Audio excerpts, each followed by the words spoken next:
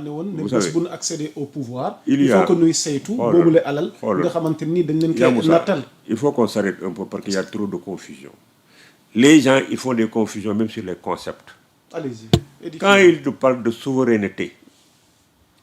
la souveraineté, li mu tekki mooy nga xam sa bopp mënal sa bopp di produire sa bopp di def loo ngay soxla li ngay lekk nga koy produire ak it koy traiteel nga traité ak moom d'égal à égal préserver sa intérêt de pays sa intérêt de groupe prêter sa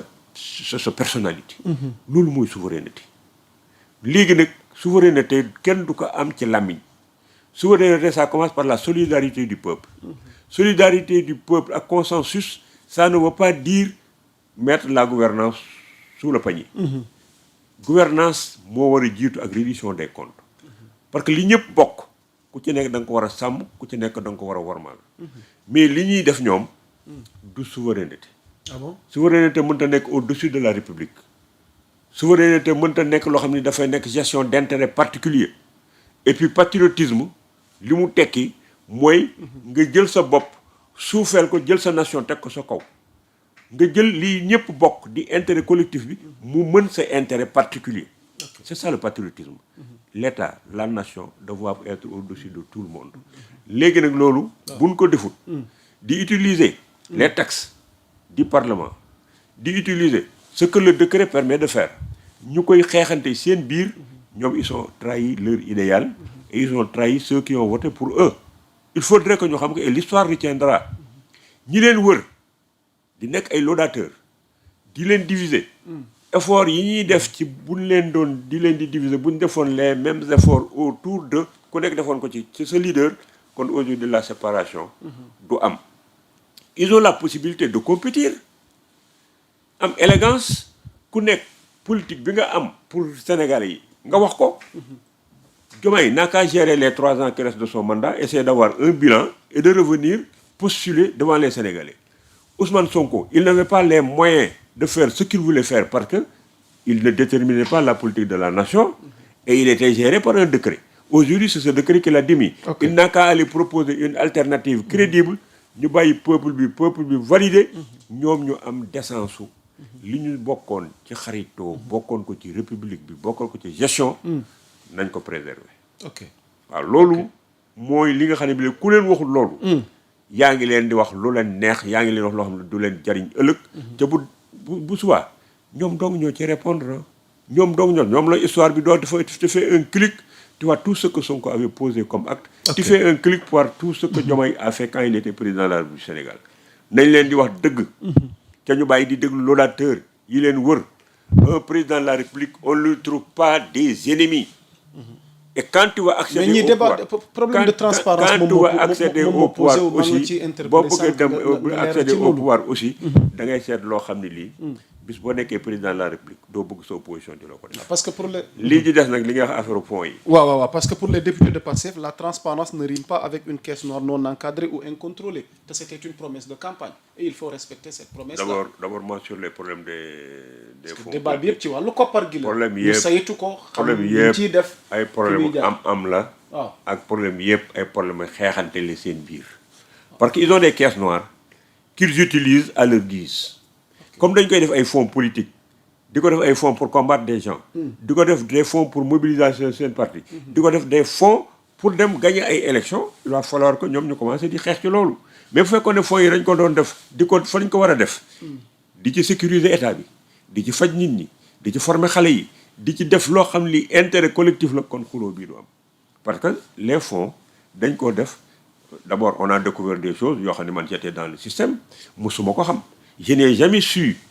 que les directeurs de cabinet dañ leen doon jox ay fonds politiques li ma xamoon. un président de la République mooy le président Abdoulaye Wade dafa am générosité boo xam bi amul directeur de cabinet amul premier ministre ku dikk ci bureau mu jël valise jox la xaalis ci ay fonds politiques yi ñu ko joxoon. mais quant à dire que un directeur de cabinet dafa am ay fonds politiques ça c'est faux. les directeurs de cabinet waruñoo am ay fonds politiques amul texte bu leen koy jox. Abdoulaye Wade moo daan dem di jël ci xaalis bi di leen ko may comme que ni ko mayee nii. ñoom ñu ngi wax naan ay fonds politiques la bi ñu leen ko doon jox pourtant ñu ngi ne woon xiim tëdd ci fonds politique yi di ko lekk waxuñu ko kenn di toog ba tey jii débat bi ku ci nekk di génn fee di avouer waaw man amoon naa fonds politique bañ la ko daan jox du da nga ko doon nëbb waxoo ko woon kenn dimbali woo ci kenn nit ñaa ngi doon toog soo seen problème ngay jooytu di wax ne yoroo dara di wax naan Ablaye Wade def président dafa ñoo war a dimbali fekk yow ñi ngi lay jox fonds politique nga toog ci kawam ça c'est de l'hypocrisie manifeste et caractérisée waaw ku noppi woon bañ la koy jox waxoo ko woon kon bu débat bi am léegi nga ñëw bëgg a positionné wu wane ne am nga xam-xam vivre nga yenn affaire yi ba nga ñëw di avouer loo xam ne lii ba nga ko amee da nga cee noppi woon te li nga tuddee fonds politique yaa ngi dugal sa bopp parce que soo nee Ablaye Wade moo ma may amoo problème parce que Ablaye Wade moo yor fonds politique yi Ablaye Wade mooy maye te newuñu ko bul maye te de kenn du ko contrôler mais boo nee fonds politique lañ ma doon jox yow yaa ngi def ay détournement de deniers publics parce que amul aucun texte yu la octroie yow ay fonds politiques donc c'est un aveu Sénégal il faut ñu jël benn habitude di xool les aveux des gens quand tu dis que man dama amoon fonds politique dañ ma daan jox tant de milliards lañ la dox de parce que période li ñu lay jox noonu ay milliards la dañ la war a woone la waaw yow avoué nga ne dañ la doon jox ay milliards yow benn texte bu assemblée nationale ou bien lu ñu wax loo xam ne ou bien décret bu la jox ay fonds politique nii boo ko amee génne ko boo ko génnewul détournement de deniers publics nga def tu vas rembourser les fonds ou bien on te met en prison parce que les détournements de deniers publics amul préemption dañ la mën nañ la cee topp ba toujours donc il faut que nit ñi di xam bu ñuy wax fan la ñuy waxee ak lan la ñuy wax les fonds politiques nag waaw président de la république kese waaw parce que fa laa bëggoon ramener débat bi diggante njiitum réew mi Bassirou Diomaye Diakhar Faye ak Ousmane Sonko ci wàllu fonds yi parce que débat bi fi mu ne nii diggante ñoom ñaar la xam nga man waaw je ne suis pas contre les fonds politiques ok su fekkee ne dañ ko def une utilisation boo xam ne dafay nekk toujours ci intérêt collectif bi ak intérêt réew mi des années ngi nii ma daan wax naan bi ñu daan wax générosité Ablaye Wade nu naan waaw pourquoi muy jël xaalis bi def li man leen je préfère un président de la République qui prend les fonds politiques di ko jox askan wi que président de la République bu ñu jox fonds politique mu denc ko ci compte bancaire am ak compte bancaire u famille am